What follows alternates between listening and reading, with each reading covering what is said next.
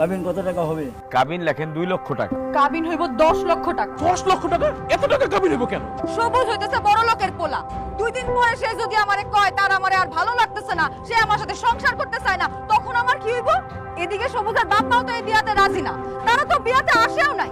2 দিন পরে যদি তারা সবুজে কয় আমারে ডিভোর্স দিয়া দিতে, তখন আমার কি হইব? সেই জন্য কাবিন 10 লক্ষ টাকাই হইব। 10 লক্ষ টাকায় 1 টাকা কমে আমি এই বিয়া করুম না। সবুজ কি তোমারে বিয়ে করতেছে তোমারে ছাড়িয়ে দেওয়ার জন্য? সবুজ তোমারে কত ভালোবাসে তুমি এটা জানো না? সবুজ তোমার ছাড়া বাঁচতেই পারবো না, সবুজ তোমার জীবনও ছাড়বো না।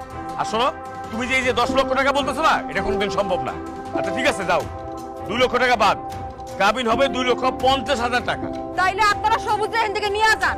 2,50,000 টাকা দিয়ে অন্য মায়ের লগে গিয়া বিয়া দেন। আমি 10 লাখ টাকা নিচে 1 টাকা কমে বিয়া করুম না। আম্মা চলো তো, চলো ভিতরে। দাঁড়াও ফারজানা, তুমি যা চাও তাই হইব। কাজী সাহেব, 10 লক্ষ টাকা লিখেন। আরে সবুজ, তোর কি মাথা নষ্ট হইছে? তুই 10 লাখ টাকা কাবিন দিয়ে বিয়ে করবি? 10 লাখ টাকা কেন? ও যদি কাবিনের জন্য 20 লাখ টাকাও দাবি করে, তাতেও আমার কোনো আপত্তি নেই, কারণ আমি তো ফারজানারে কোনোদিন ছাড়বো না। তাই কাবিনের টাকার অঙ্ক আমার কাছে কোনো ব্যাপার না। তারপরও সবুজ, তুই তোর বাপ মার অমতো বিয়ে করতেছস, এত টাকা কাবিন করা তো ঠিক হবে না ভাই। ঠিক ঠিক আমি বুঝি না। আমি ফারজানারে ভালোবাসি, আমি ওরই বিয়ে করতে চাই, সেটা যে কোনো মূল্যেই হোক। কাজী সাহেব, আপনি 10 লক্ষ টাকাই লিখেন। ঠিক আছে, তোর যা মন চায় তুই তাই কর। কাজী সাহেব, কাবিন লেখেন 10 লক্ষ টাকা না, 20 লক্ষ টাকা লেখেন। ঠিক আছে, কাবিন লিখলাম 10 লক্ষ টাকা। কাবিন যেহেতু 10 লাখ টাকাই হবে, আমার আর আমার মায়ের কোনো আপত্তি নাই, আপনি বিয়েটা করান। আউযুবিল্লাহি মিনাশ শাইতানির রাজিম, বিসমিল্লাহির রহমানির রহিম।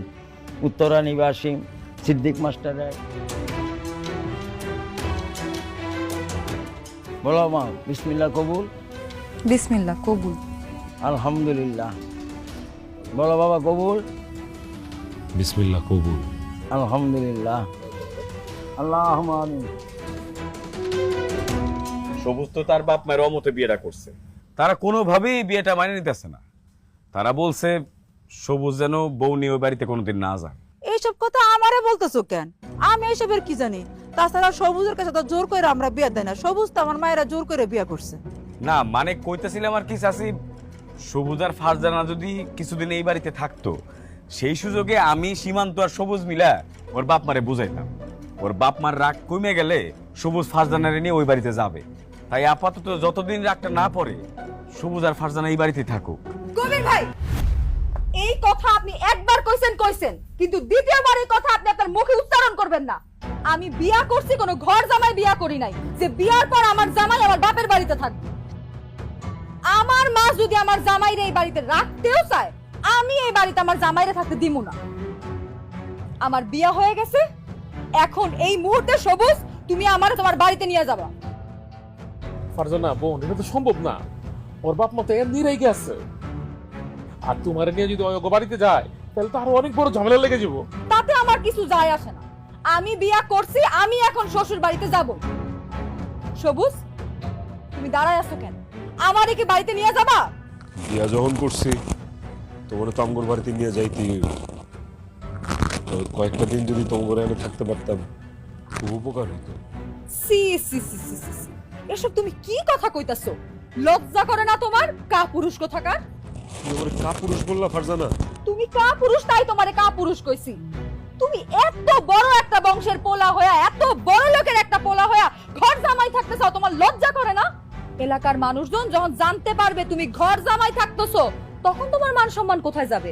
তোমার বাপের মান সম্মান কোথায় যাবে? একবার চিন্তা করে দেখছো? আমি তো ঘর জামাই থাকার কথা কইতেছি, মাত্র কয়েকটা দিন তোমার বাড়িতে থাকবো সেই কথা কইতেছি। বিয়ার পরে তোমার বউরে তুমি নিজের বাড়িতে না নিয়ে যদি শ্বশুর বাড়িতে থাকো, তাইলে এটা ঘর জামাই বলে। আমার জামাইরে কেউ ঘর জামাই বলবে, সেটা তো আমি মাইনে নিতে পারবো না। তাছাড়া কোনো ঘর জামাইয়ের লগে আমি সংসার করব। তুমি যদি পুরুষ হয়ে থাকো, তাইলে এখন এই মুহূর্তে তুমি আমারে তোমার বাড়িতে নিয়ে যাইবা। ফারজানা, একটু বোঝার চেষ্টা করো। যদি ঝামেলাটা না হইতো তাহলে তো তোমার এই বাড়িতে থাকতে বলতাম না। তোমরা মা মেয়ে মিলে এরকম করতেছো কেন? এই, তুমি চুপ করো। তুমি আর একটা কথা বলবো না, তুমি অনেক বেশি কথা বলছো। আমার মায়ের তো ঠিকই বলছে, আমার মায়ের এখন বিয়ে হয়ে গেছে, সে কেন এখন এই বাড়িতে থাকবে? হ্যাঁ, আমি আমার মায়ের এতদিন যত্ন আত্তি করে বড় করছি, লেখাপড়া শিখেছি, শেষমেশ বিয়েটা দিছি। এখন আমার শ্বশুর বাড়িতে যাবো, আমার দায়িত্ব শেষ। এই যে জামাই শোনো, তোমার লগে আমার মায়ের আমি বিয়ে দিছি, তুমি আমার কই রাখবা কই খাইবা তোমার ব্যক্তিগত ব্যাপার। আমার মায়ের বিয়ে হয়ে গেছে, এই বাড়িতে থাকবে না, তুমিও কোথাও থাকবে না, এইটা আমার ফাইনাল কথা। এসব কি কি দেখছস? কোন ফ্যামিলিতে কারে বিয়ে করছস? এখন বুঝছস না বাপ মায়ের মতো বিয়ে করা কি মজা? এখন কি করবি? যা হওয়ার তাই হইব। আমি ফারজানা নিয়ে এক্ষুন বাড়িতে যাবো, আব্বা আম্মার সামনে যায় দাঁড়াবো। আব্বা আম্মা, ওর নাম ফারজানা, আমরা একটু আগেই বিয়ে করছি। এখন থেকেও তোমাদের ছেলের বউ, ওরে তোমরা মাইনা না, আর আমাদের জন্য দোয়া করে দাও যেন আমরা সুখী হই। মাশাল্লাহ মাশাল্লাহ, বউ দেখতে খুব সুন্দর। এই দেখেন না, দেখেন বৌমা দেখতে কত সুন্দর। ওর মুখের দিকে তাকায় আমি সবকিছু ভুলে গেছি। আমি বৌমারে মাইনা নিছি, আপনিও মাইনা নেন। দেখেন আমি আপনার একটা কথা কই, আমরা যদি দেখা শুনা মানে পোলারা বিয়ে দিতাম, আমার মনে হয় না এর থেকে ভালো মায়া পাইতাম। বাজান তুই কোনো কিছু চিন্তা করিস না, তুই আর তোর বউ আমাকে বাড়িতেই থাকবি। সবুজ, একটা কথা কান খুইলা শুনে রাখো, তোমার বাপের বাড়িতে তুমি থাকতে পারো, আমি কিন্তু এখানে থাকতে পারুম না। কি বলতেছো তুমি? এই বাড়িতে তুমি থাকতে পারবে না কেন? কারণ এটা তোমার বাড়ি না, এটা তোমার বাপের বাড়ি। তোমার বাপের বাড়িতে তো আমি থাকতে পারুম না। তোমার বাপ মা আমারে এখনো ঠিক মতো মাইনা নেয় নাই, উঠতে বসতে খাইতে নাইতে তারা আমারে খোটা দিবে। সরি, আমি এসব খোটা মোটা শুনতে পারুম না। বৌমা তুমি ভুল বুঝতেছো, তোমার কেউ খোটা দিব না, তোমার আলাদা থাকার দরকার নেই, তুমি এই বাড়িতেই থাকবা। আমি আলাদা থাকবো কারণ আমি আলাদা সংসার চাই। শ্বশুর শাশুড়ির জন্য রান্না বাড়া করবো, সেবা যত্ন করবো, এগুলো আমি করতে পারবো না। সবুজ, তুমি আমার জন্য আলাদা ঘর দেখো, আমি কিন্তু এই বাড়িতে থাকতে পারুম না। আর তোমার কি মাথা খারাপ হয়ে গেছে নাকি? এখন আমি আলাদা ঘর কই পাবো? কোথায় আবার ভাড়া নিবা, যেখানে শুধু তুমি আর আমি থাকবো? তবু তোমার বাপের টাকায় বানানো এই বাড়িতে আমি থাকতে পারুম না। সবুজের মা, এ কোন মায়ে বিয়ে করে নিয়েছে, কোন দেশ থেকে বিয়ে করে নিয়েছে, আমি তো কিছুই বুঝতেছি না। আর বাড়িতে ঢুকা পারলো না, এখনই তোমার পোলার আমার কাছ থেকে আলাদা করতে চাইতেছে, সংসারে একটা ঝামেলা সৃষ্টি করতে চাইতেছে। হ্যাঁ এই সবুজ, এই নাকি তোর পছন্দ? তোর পছন্দ তোর প্রশংসা করা লাগে রে।